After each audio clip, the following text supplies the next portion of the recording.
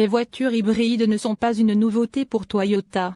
La première Prius a d'ailleurs été lancée en 1997. Bien que critiquée pour son esthétique, elle a posé les bases de ce qui était alors considéré comme révolutionnaire, avant que le monde ne s'emballe et ne nous impose les voitures électriques.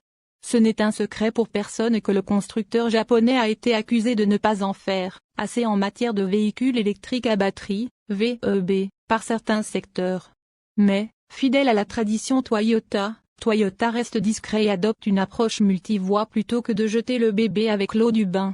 Outre les moteurs thermiques et diesel traditionnels, Toyota mène d'importants travaux et recherches pour s'assurer de trouver la meilleure solution possible pour chaque application donnée.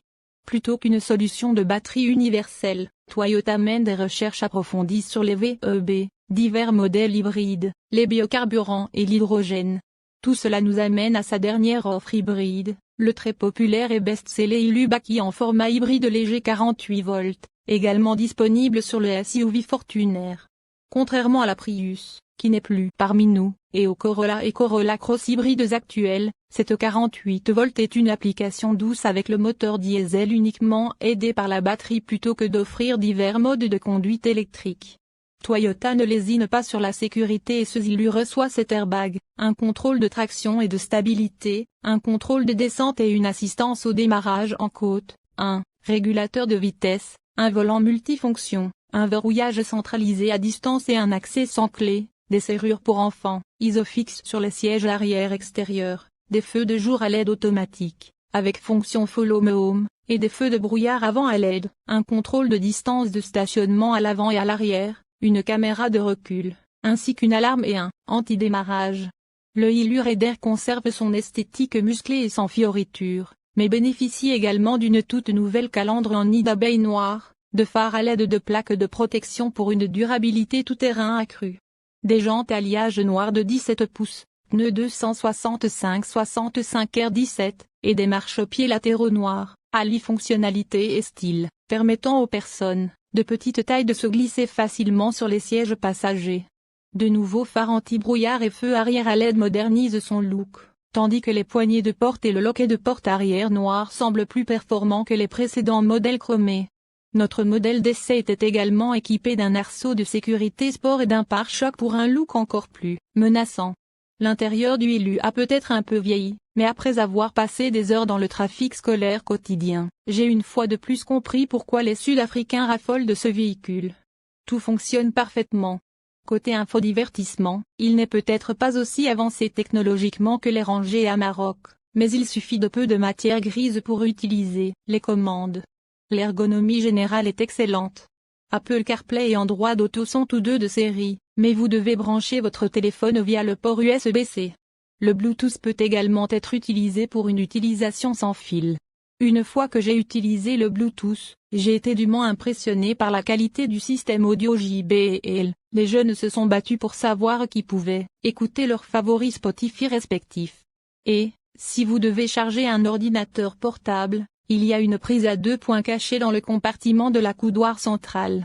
Si vous avez besoin de brancher plus d'appareils via un hub de charge USB portable, il y a 2 prises 12 volts sous les commandes de climatisation, et heureusement, vous n'avez pas à geler pendant que votre partenaire est parfaitement confortable. Chaque occupante avant choisit sa température préférée.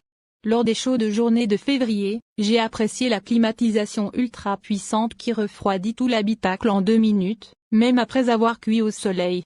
Les bouches d'aération sont parfaitement positionnées, soufflant sur votre visage ou votre corps, pas sur vos mains ou ailleurs. Les sièges arrière, avec 3 ceintures de sécurité à 3 points, offrent un soutien optimal, et les nouveaux revêtements en cuir renforcent l'ambiance décontractée du Baki. De plus, un accoudoir central avec porte-gobelet est présent pour les passagers arrière. 3 adultes peuvent facilement s'installer côte à côte sur la banquette arrière, offrant un espace suffisant pour les jambes. Le conducteur sera ravi d'apprendre que son siège est équipé de 8 réglages électriques, d'un démarrage par bouton poussoir et d'un système d'entrée sans clé pour un accès facile ou pour verrouiller le Baki lorsqu'il a les mains pleines de sacs ou lit.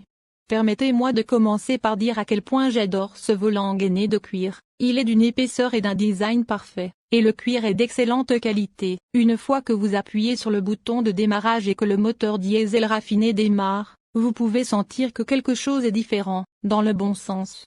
La direction a également une merveilleuse fermeté, rien de cette absurdité surassistée que l'on trouve dans tant de bakis de type SUV. Et les accoudoirs de porte recouverts de cuir sont rembourrés pour le confort de vos coudes. Comme je l'ai mentionné précédemment, Silu est équipé d'un système hybride léger, contrairement au type à grosse batterie utilisé dans le Corolla Cross, qui permet à la voiture de rouler parfois uniquement à l'électricité. Ce système utilise un moteur générateur entraîné par le moteur, via un système de courroie, qui charge une batterie au lithium compacte de 48 volts, pesant seulement 7,6 kg, nichée sous les sièges arrière. Cette batterie alimente également le système électrique 12 volts du ILU. Lors du freinage ou de la décélération, le système capte l'énergie cinétique, qui autrement se dissiperait sous forme de chaleur perdue, et la convertit en énergie électrique pour recharger la batterie. Ce processus garantit que l'énergie, habituellement perdue, dans les configurations conventionnelles, est récupérée et stockée pour une utilisation ultérieure. J'ai également trouvé le système Stop-Start si fluide qu'il n'a pas été le premier élément que j'ai désactivé au démarrage. Doté d'un système Stop-Start, le système 48V permet d'arrêter le moteur plus longtemps et de réduire le régime de ralenti de 720 à 600 tours par minute. Le groupe électrogène a été installé en hauteur dans le compartiment moteur afin de maintenir la profondeur de guet de 700 mm. Sa courroie génératrice en tissu nervuré a été repensée pour éviter tout glissement par temps humide. La batterie lithium 48 volts de 7,6 kg est dissimulée sous les sièges arrière.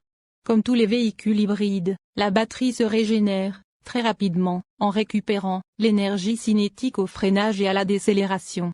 Si le système hybride n'offre pas un gain de puissance exceptionnel, le système hybride offre seulement 12 kW et 65 Nm supplémentaires. Il offre une sensation de fluidité et une accélération légèrement supérieure.